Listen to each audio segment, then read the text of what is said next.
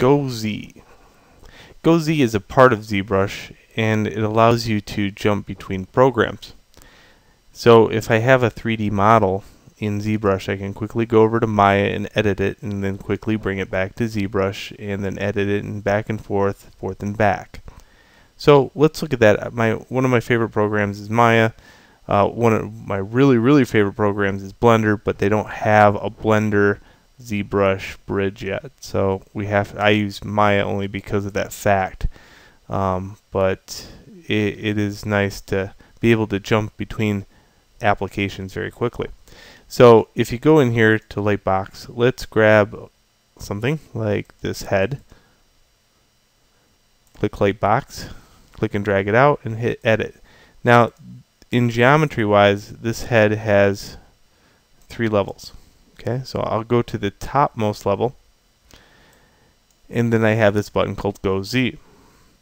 Now, there is a reset enabled application, so if you have done this or goofed it up in the past, you can hit the R, and it will basically fix that link back in Maya.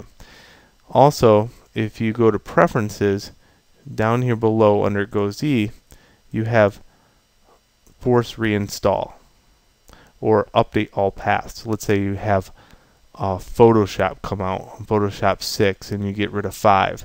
You would have to update all paths and point it to a path where Photoshop exists. Alright, so to hit this, just go Z and hit continue.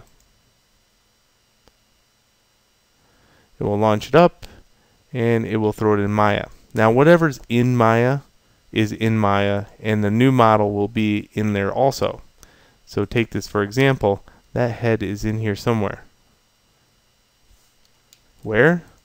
Who knows? But let's go over here to the outliner.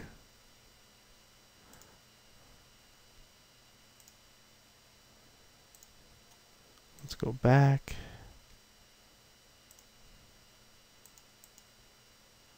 There we go. So at first it does succeed. There we go. Now there's the head within Maya, and I can make changes to it wherever I want. Let's say in this area I need to change the topology of the Adam's apple. Go like that.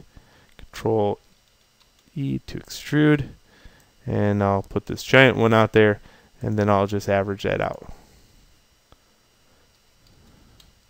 I don't know why I would do that, but here we go. Now let's go back, click on this model and hit GoZ and hit continue. The topology of the mesh has changed. Do you want to transfer? Yes. Okay, notice it still has its 3 levels. It has that new area where it's been changed, and now I can back that down, and I have that new topology in that area.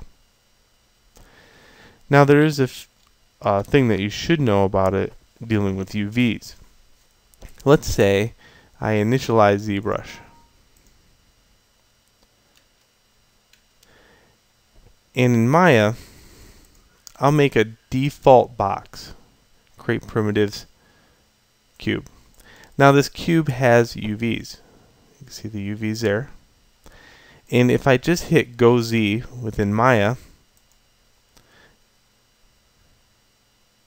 and create, it'll bring it right in. Click and drag it out and hit edit. But you'll see that the UVs of this object have been completely devastated. So GoZ doesn't like certain things, like it doesn't like being outside the 0 to 1, and this is just barely outside the 0 and 1. It's resting right on there, so ZBrush cannot interpret that. To fix it, you just grab all the UVs, hit R, scale them in just a little bit,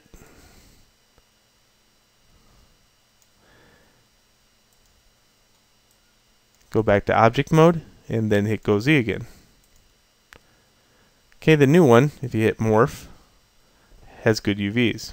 There's the standard T model for a box.